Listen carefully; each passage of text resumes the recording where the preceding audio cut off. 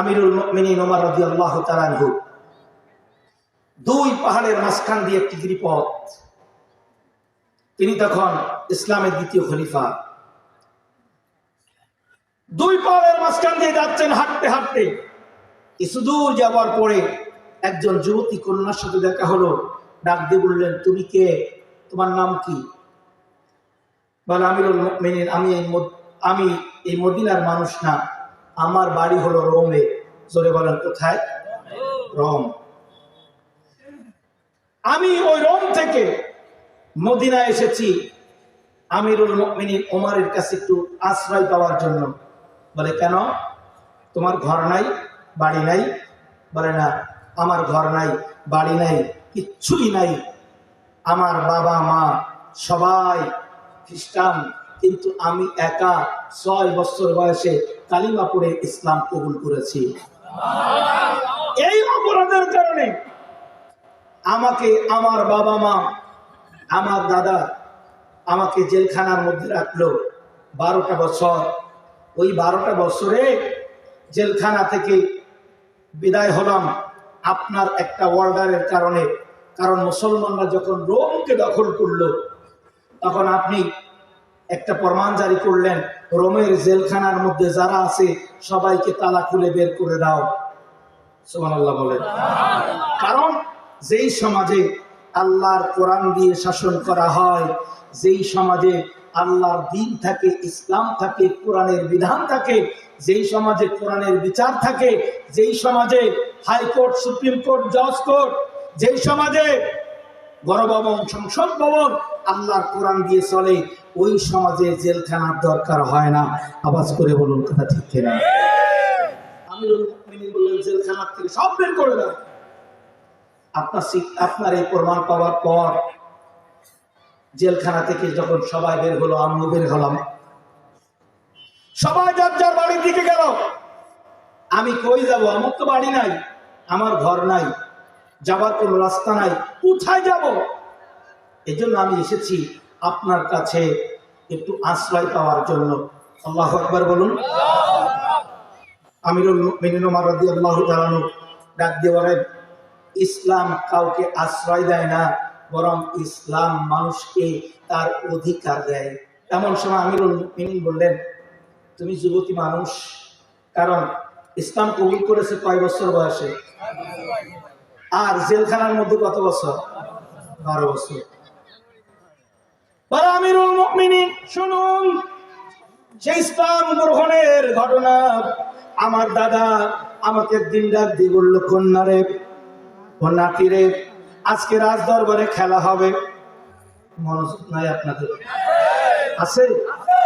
আজকে রাজ দরবারে খেলা হবে, খেলা দেখার জন্য যাবি নাকি? ছোট বাচ্চাদের খেলার কথা বললে আগে দৌড়ায়।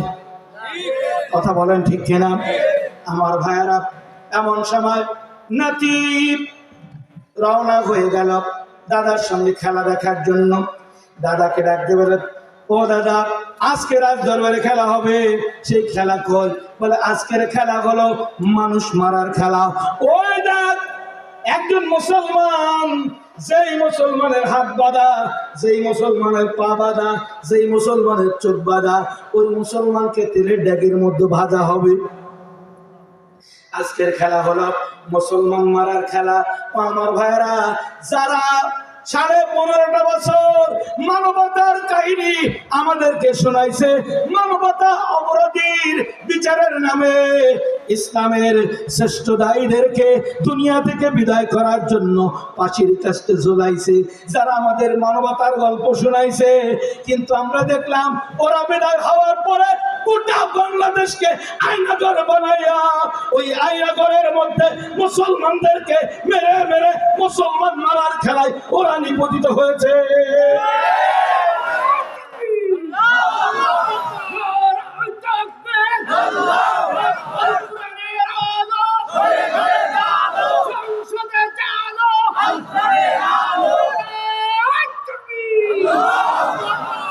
সম্মানিত আমার ভাইয়া, এমন সবাই কন্যা ডাক দিয়ে বলে, দাদা, মুসলমান না মানলে হয় না? বলে, মুসলমান কি বাঁচাতে পারি, মারবো না, সত্য আছে। কি সত্য? বলল ইসলাম ত্যাগ করা লাগবে, কালিমা ত্যাগ করা লাগবে, আল্লাহ দ্বীনের আন্দোলন বন্ধ করা লাগবে, আল্লাহর আইনের কথা কয় ওটা বন্ধ করা লাগবে, আর আমাদের দলে যোগ দেওয়া লাগবে। এমন সময়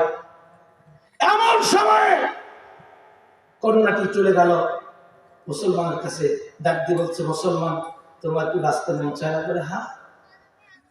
মুসলমান আর কেউ না, আল্লাহ নবী জলিল কদর সাহাবী আব্দুল্লাহ ইবনে হুযায়ফা রাদিয়াল্লাহু তাআলা আনহু। আর ওদের বলেন আল্লাহু আকবার। আব্দুল্লাহ ইবনে হুযায়ফা আর সামনে দাঁড়ায় বলতেছে, কারণ বয়স কত মেয়েটার? 6 বছর বয়সে যদি আল্লাহ 60 বছরের বুদ্ধি দেয়, দেখবেন কিছু ছোট ছোট পোলাপান আছে খুব পাকা। কথা বলেন ঠিক কিনা? দেখতে বলে, মুসলমান তোমার কি বাঁচতে মন চায় না? বলে হ্যাঁ। বাঁচতে যদি চাও তাহলে ইসলাম ত্যাগ করো, কালিমা ত্যাগ করো, ইমান ত্যাগ করো। বলে কেন? যদি ইমান ত্যাগ করো, ইসলাম ত্যাগ করো, তাহলে তোমাকে মারা হবে না, তেলের ডেগের মধ্যে ভাজা হবে না, তোমাকে ছেড়ে দেওয়া হবে। এমন সময় আব্দুল্লাহ ইবনে হুযায়ফা রাদিয়াল্লাহু তাআলা আনহু কোরআনে কারীমের আয়াত তেলাওয়াত করে কন্যাকে জবাব দিচ্ছেন, কুল ইন্না সালাতি ওয়া নুসুকি ওয়া মাহইয়ায়া ওয়া মামাতি লিল্লাহি রাব্বিল আলামিন। আমার নামাজ, আমার কুরবানি, আমার জীবন, আমার মরণ শুধুমাত্র একজনের জন্য। আওয়াজ করে বলুন তো তিনি কে? আব্দুল্লাহ ইবনে হুযায়ফা ডাক দিয়ে বলে, কন্যা রে, বাঁচলে আল্লাহর জন্য বাঁচবো, মরলেও আল্লাহর জন্য মরবো। আমার জীবনের নামাজ, আমার রোজা, আমার ইবাদত বন্দেগী সব হবে কার জন্য? আরো জোরে বলেন। কিন্তু আমাদের সমাজের মধ্যে এমন কিছু মানুষ আছে যারা নামাজ পড়ে, কিন্তু ওই নামাজটা আল্লাহর জন্য হয় না, ওই নামাজটা হয় ভোট পাওয়ার জন্য। এমন কিছু নামাজি আছে, ওই নামাজ হয় জনগণ খুশি করার জন্য। এমন কিছু নামাজ আছে, ওই নামাজ হয় এই সমাজের মানুষের কাছে ভালোবাসা পাওয়ার জন্য। আল্লাহ তাআলা বলেন, ফাওয়াইলুল লিল মুসাল্লিন, ফাওয়াইলুল লিল মুসাল্লিন আল্লাযীনা হুম আন সালাতিহিম সাহুন আল্লাযীনা হুম ইউরাউন।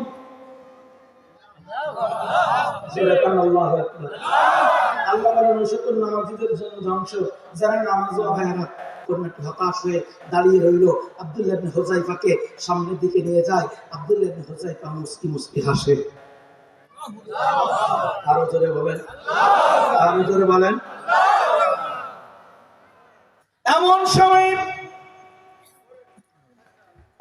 সময় আব্দুল্লাহ ইবনে হুযায়ফাকে লক্ষ্য করে কন্যাটি ডাক দিয়ে বলেন, ও মুসলমান, তোমাকে মারার জন্য সামনে না হয় আর তুমি মুস্কি মুস্কি হাসো কেন? আব্দুল্লাহ ইবনে হুযায়ফা ডাক দিয়ে বলে, কন্যা রে, তুমি দেখো তোমার চোখে ওটা তেলের ড্যাগ, আর আমি দেখি আমার চোখে ওটা জান্নাতের ফুলের বাগান। আলেম ওলামাদেরকে যখন ফাঁসির কাছে নিয়ে যাওয়া হয়েছে, আলেমদের চোখে পানি নাই, হাসতে হাসতে গেছে। কারণ কি? কোরআনে কারিমে সূরা ইয়াসিনের মধ্যে আল্লাহ তাআলা বলেন, ইমানদারদেরকে যখন মারা হয়, ইমানদারদের সামনে তখন আল্লাহর জান্নাতের ছবি তুলে ধরা হয়। ইমানদার দেখে আর হাসতে হাসতে চলে যায়। কন্যাটি চিন্তায় পড়ে গেলেন, কয় কি? আমি দেখি তেলের ডাক, সে দেখে জান্নাতের ফুলের বাগান। আব্দুল্লাহ ইবনে হুযায়ফা সামনে যত যায়, এবার কালিমা পড়ে, লা ইলাহা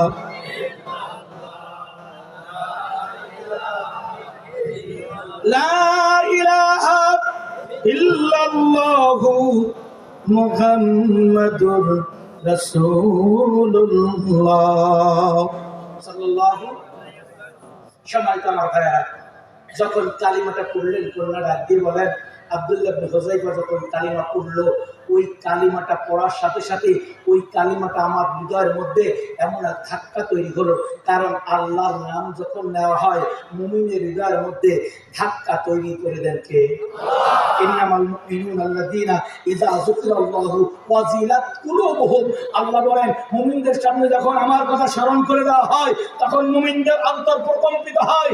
ওই কন্যাটি ডাক দিয়ে বলেন আব্দুল্লাহ ইবনে হুযায়ফা যখন তাওহীদের কালিমার বাণী পড়তে লাগলো ওই কালিমাটা আমার হৃদয়ের মধ্যে এমন এক স্থান তৈরি করে নিল, আমি আব্দুল্লাহ ইবনে হুযায়ফার কণ্ঠে কণ্ঠ মিলায়া আমিও পড়ে নিলাম লা ইলাহা মুহাম্মাদুর রাসূলুল্লাহ সাল্লাল্লাহু।